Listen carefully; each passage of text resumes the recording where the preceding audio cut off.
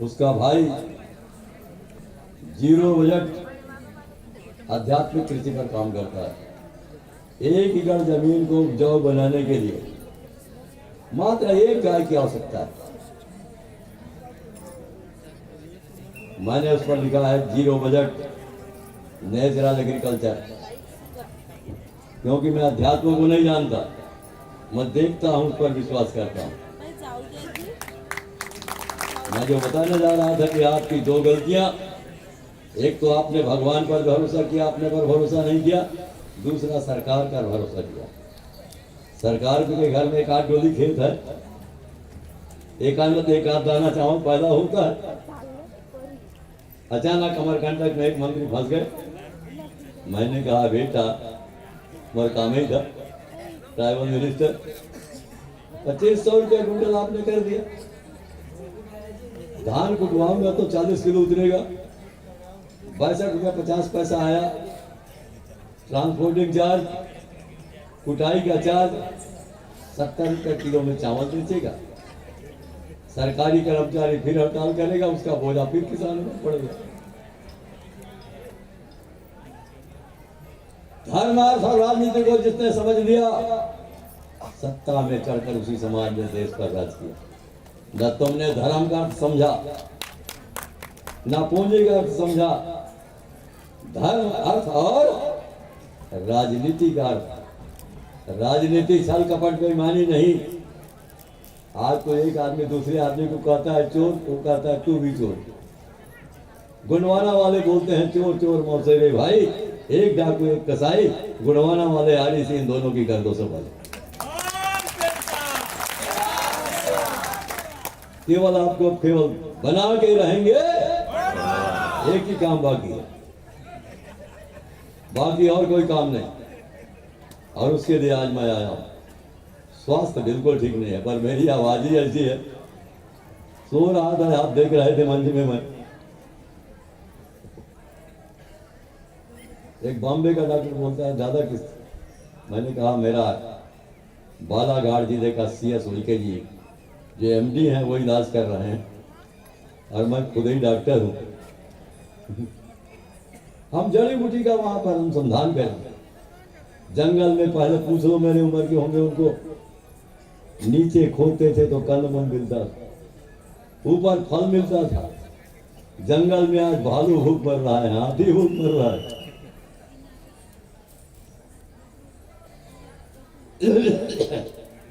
गाय को चारा नहीं है। ये आपसे हम आशीर्वाद लेने आए।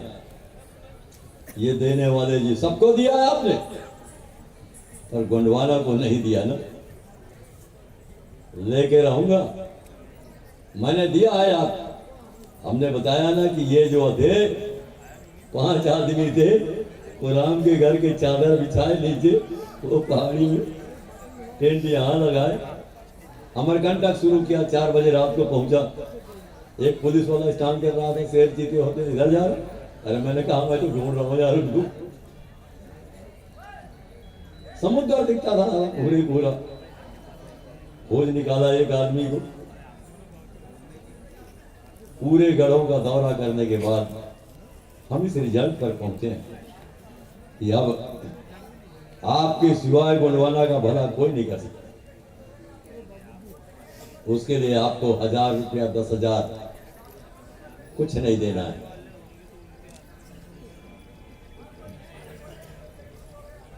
क्या दे सकते हैं? जोर से बोलो।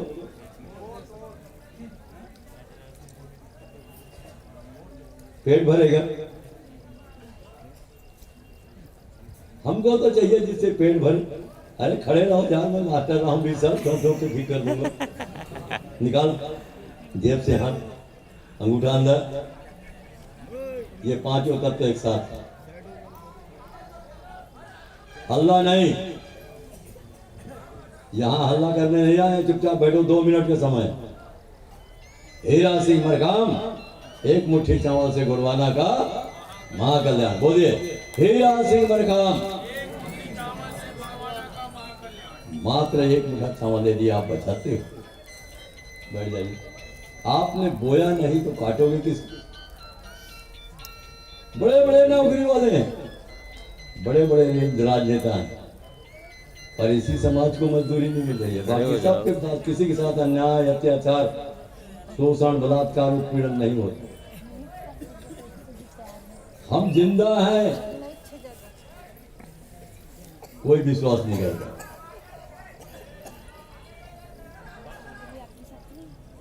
दीदी लोग शांत रहें।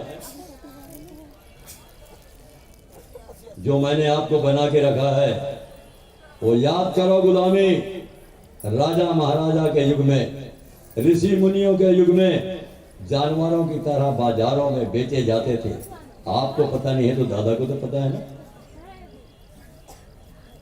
आज भी पढ़े लिखे शिक्षित लड़कियां प्लेसमेंट के बहाने महानगरों में बेचे जाते हैं। यदि दादा के 1 to 10 फार्मूला पर काम नहीं किए तो फिर से बाजारों में बेचे जाओगे, फिर से बाजारों में बेचे जाओगे। साथियों, आज इस विषम स्थिति पर खड़े हो और एक छोटा सा सहयोग अपने लिए, अपने आने वाले पीढ़ी के लिए दादा गोंडवाना गणतंत्र गुरुकुल क्यों स्थापित करना चाहते हैं? गोंडवाना संस्कृति विश्व संस्कृति की जननी है। इसे गोंडवाना अपने आने वाली पीढ़ी को हस्तांतरित करने में कैसे सक्षम होगा? हमारे एक वक्ता बोल रहे थे कि हम आने वाली पीढ़ी को क्या देके जाएं? तो क्या भाषण देने से होगा? स्कूल चलाने से होगा। गोटुल चलाया लिंगो ने, जंगोली ने चेतना भरा उन पर। ये करना पड़ेगा। अभी हुकुम सिंह गुजर जी कहीं पर हैं, मेरे एक छोटा सा गोटुल चलता है जिसका व्हाट्सएप में आप लोग देखते होंगे।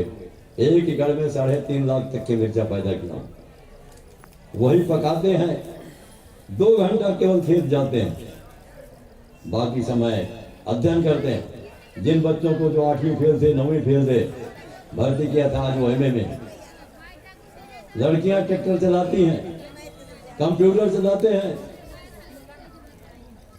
हम जब रेगुलर चलाएंगे और भी बहुत गुणों से, मैंने लिखा है जनवरी 1 जनवरी को, ये भ्रष्टाचार, भ्रष्टाचार क्या है? कितने बार किसानों की कर्जा माफ करोगे?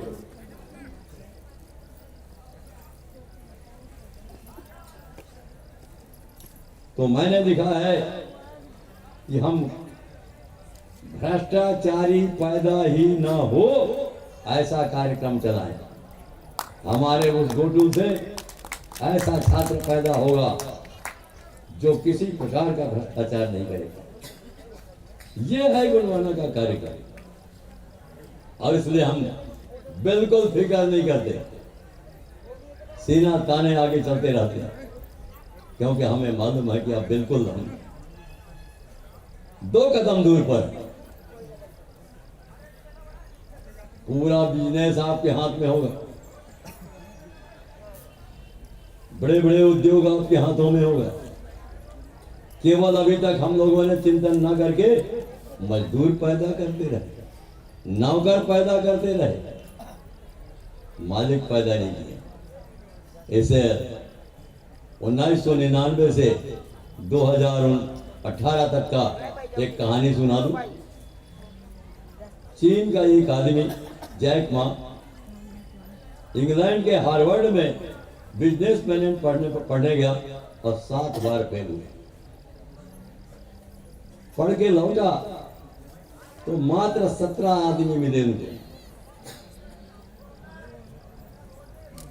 1999 में उन्होंने काम शुरू किया और 2018 में उन्होंने नौकरी छोड़ दी। कंपनी का एग्जीक्यूटिव डायरेक्टर का जो पद है उसको उसने त्याग दिया। मैं अब कंपनी का काम नहीं करूंगा। वो चीन का सबसे बड़ा धनवान बना। उसकी कंपनी जो आपका, उनकी कंपनी जो है अलीबाबा, वो सबसे बड़ी कंपनी बनी। मात्र 17 आदमी से। यहां तो सबके सब एक मुठा चावल। इसलिए मैंने कहा प्रकृति पहले जैसे ऊपर झांकोगे तो फल फूल दिखेगा।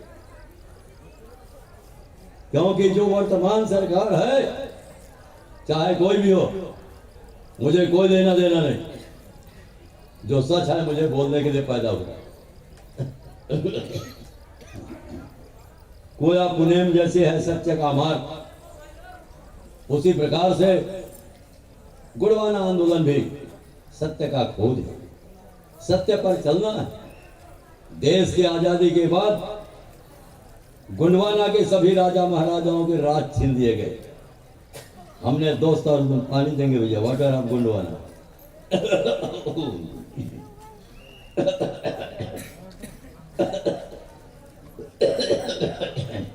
बस नहीं बोलूंगा, करते रहता हूं, पर आ जाता है ताव में, क्या करूं।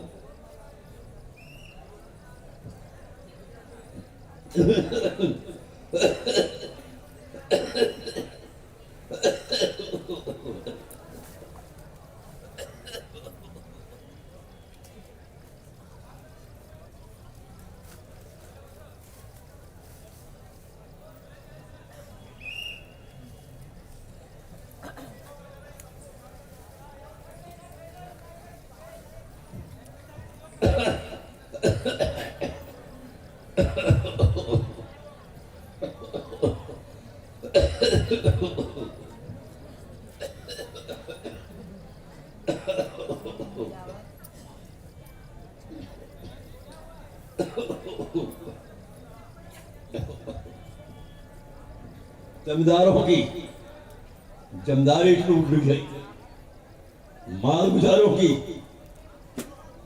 मालगुजारी लूट ली गई, मुकदमों की मुकदमे लूट ली गई। कौन है, पहचानते हो? यही कांग्रेस वाले हैं ना। बाकी बड़े बड़े जो आदमी हैं उनकी 2000 एकड़ 5000 एकड़ बचा खुचा था किसानों के पास, 54 एकड़ से ज्यादा सीलिंग केस लगा दिया। बचा खुचा जो तुम बच गए, बड़े बड़े डैम बना के डुबा दिया, कारखाना खोल के भगा दिया। कौन है, पहचानते हो? दोस्त और दुश्मन को पहचाना नहीं। हम तुम्हारे वोट के भूखे नहीं हैं, हम वोट बनाना जानते हैं। वोट मांगे नहीं जाते, बनाए जाते हैं।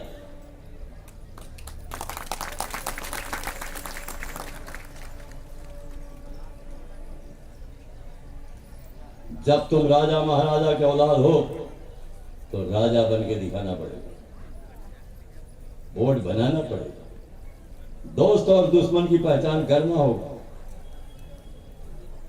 आखिर तुम्हें परेशान क्या? तुम्हारे लोगों का तहसील में देखो तो तुम, थाने में देखो तो यही समझ, जेल में देखो तो यही समझ, कचहरी में देखो तो यही। क्या तमाशा है? हम गांव की ओर जाना पड़ेगा और गुणवाना गणतंत्र गांव स्थापित करना पड़ेगा। दादा ने कहा है, जब जंगल स्मार्ट होगा, नदी स्मार्ट होगी, खेत स्मार्ट होगा, और खेत स्मार्ट होगा तो किसान स्मार्ट होगा, और किसान स्मार्ट होगा तो गांव स्मार्ट होगा, और गांव स्मार्ट होगा तो देश स्मार्ट होगा। वो बता दें जब स्मार्ट कहने वाले, दादा तो खुले बोलते हैं। हम मेहनत करते हैं। अभी मेरा मक्का लगना शुरू हो गया है, मिर्चा की धरा डाल के आया हूं। हम भी अब करोड़पति बन के दिखाएंगे। तुम्हें लोगों का नहीं, 100 गांव में मिर्चा की खेती करूंगा, 6 महीने में करोड़पति। सब सपना देखिए, पूंजी आता है तभी दिमाग आता है, और नहीं तो पूंजी नहीं है तो मैट्रिक वाला मिटा के, बीए वाला बया के, एमए वाला न एमए के न वो में, न नौकरी पाए न खेती करे जाए। बड़ी खराब हालत है। लाली पाप देने वाले 2 करोड़ को नौकरी देंगे? कौन है? मैं नाम नहीं लूंगा ऐसे लोगों का। 15 लाख सबके, 15-15 लाख सबके खातों में आएगा। तुम जानो, मुझे नहीं कुछ नहीं करना। तो इसीलिए उन्होंने कहा धर्म अर्थ और राजनीतिक अर्थ जिस समाज ने समझ लिया, सत्ता में चढ़कर उसी समाज ने देश पर राज किया। आपको धर्म को समझना पड़ेगा। ये तूफान सच में मार्ग में चलने वाला समाज है, प्रकृतिवादी समाज है, प्रकृति व्यवस्था के अनुकूल चलने वाला है। प्रकृति व्यवस्था क्या है? मैं कार्बन ऑक्साइड पेड़ को देता हूं, पेड़ मुझे ऑक्सीजन देता है।